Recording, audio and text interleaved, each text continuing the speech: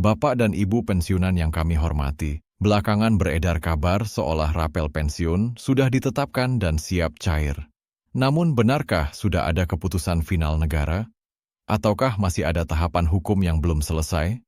Di video ini, kita luruskan semuanya berdasarkan penjelasan resmi pemerintah, DPR, dan PT Taspen, agar tidak salah harap dan tidak salah langkah.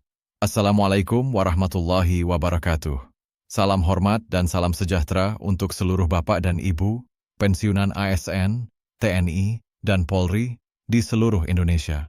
Pada kesempatan ini kami menyampaikan laporan terbaru dan terverifikasi mengenai isu kenaikan gaji ASN, skema single salary, serta kabar rapel pensiun yang belakangan kembali ramai dibicarakan. Informasi ini kami susun berdasarkan pernyataan resmi pemerintah, pandangan DPR RI, serta penjelasan Lembaga Pengelola Dana Pensiun Negara. Isu kenaikan gaji ASN dan pensiunan kembali mencuat setelah adanya pertemuan antara Kementerian Keuangan dan Kementerian Pendayagunaan Aparatur Negara dan Reformasi Birokrasi. Pertanyaan publik pun muncul, apakah pertemuan tersebut sudah membahas keputusan kenaikan gaji atau penerapan sistem single salary? Menanggapi hal itu, pemerintah menegaskan bahwa belum ada keputusan final. Pembahasan masih berada pada tahap kajian. Pemerintah masih menunggu satu putaran evaluasi tambahan untuk melihat kondisi ekonomi secara lebih sinkron, termasuk pendapatan negara, inflasi, dan dampak belanja pemerintah terhadap APBN. Anggota DPR RI Komisi 11 menyatakan bahwa ASN memang layak diapresiasi. Di tengah pandemi dan tekanan ekonomi, ASN tetap memberikan pelayanan publik secara optimal. Namun DPR juga mengingatkan bahwa kenaikan gaji harus disesuaikan dengan kemampuan keuangan negara agar tidak menimbulkan tekanan fiskal jangka panjang. Beberapa anggota DPR menilai bahwa yang paling mendesak untuk diperbaiki adalah gaji pokok ASN golongan bawah. Sementara tunjangan-tunjangan yang tidak pasti bisa dievaluasi. Tujuannya agar ASN bekerja dengan lebih tenang dan kesejahteraannya meningkat secara berkelanjutan. Lalu bagaimana dengan pensiunan? Bapak dan Ibu yang kami hormati, disinilah perlu pelurusan penting. Rapel gaji pensiunan bukan kebijakan yang berdiri sendiri. Rapel hanya muncul jika ada kenaikan gaji atau perubahan komponen penghasilan yang berlaku surut dan sudah memiliki dasar hukum.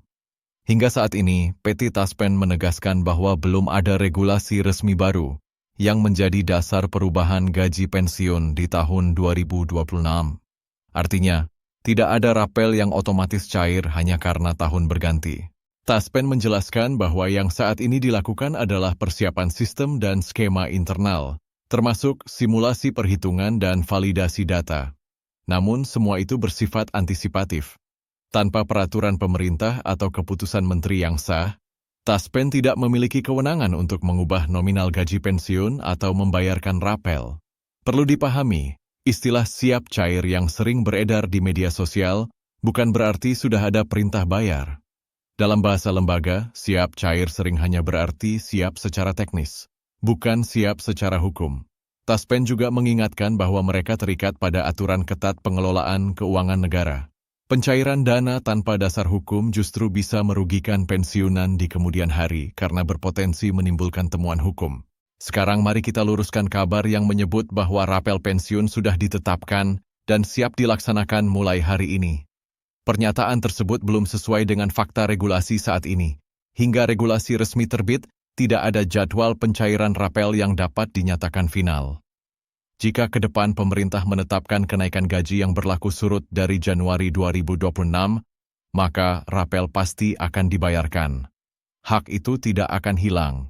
Namun jika tidak ada kebijakan surut, maka tidak ada rapel, meskipun gaji pensiun bulanan tetap dibayarkan seperti biasa.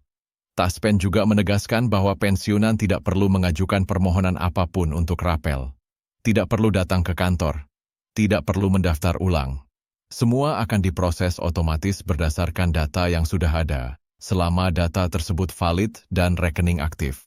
Hal yang justru perlu diperhatikan adalah memastikan rekening pensiun aktif melakukan autentikasi rutin, tidak tergoda pihak yang mengatasnamakan Taspen dan meminta data pribadi. Taspen dan bank tidak pernah meminta PIN, OTP, atau password. Di sisi lain, dalam rapat-rapat DPR juga mencuat persoalan serius terkait dana pensiun non-APBN, termasuk kasus PT Asabri dan PT Asuransi Jiwasraya. DPR menegaskan bahwa dana pensiun berasal dari potongan upah pekerja, bukan dana perusahaan atau APBN, sehingga aset hasil sitaan korupsi seharusnya diprioritaskan untuk mengembalikan hak pensiunan. Data yang dipaparkan di DPR menunjukkan kondisi pensiunan Jiwasraya sangat memprihatinkan. Lebih dari separuh penerima pensiun menerima manfaat di bawah 1 juta rupiah per bulan, jauh di bawah UMR.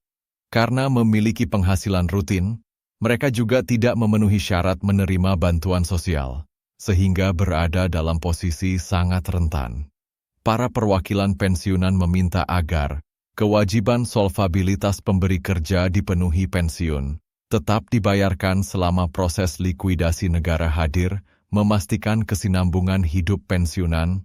Semua ini menegaskan bahwa isu pensiun bukan sekadar angka, tetapi menyangkut keadilan sosial dan keberlangsungan hidup para purna bakti.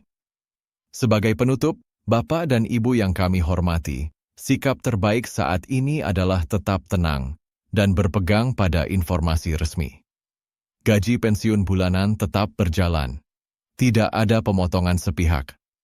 Hak rapel tidak dihapus, hanya menunggu dasar hukum. Kami akan terus menyampaikan perkembangan terbaru secara jujur, utuh, dan berbasis fakta resmi, agar Bapak dan Ibu tidak lagi terombang-ambing oleh kabar yang belum tentu benar.